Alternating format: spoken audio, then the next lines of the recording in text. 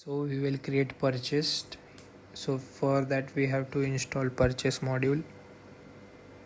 So we are in purchase module, we will create a new purchased. So set up a vendor name. So we are purchasing some products from a vendor.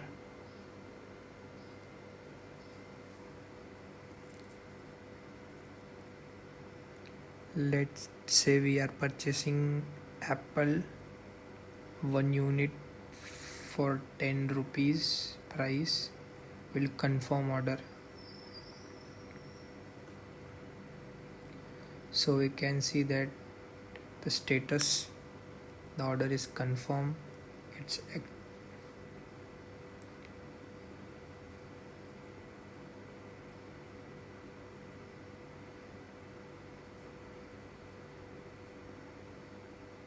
We say receive order, so it's ready.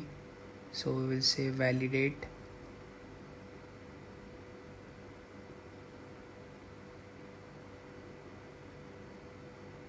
So we will say validate. So we have received the order.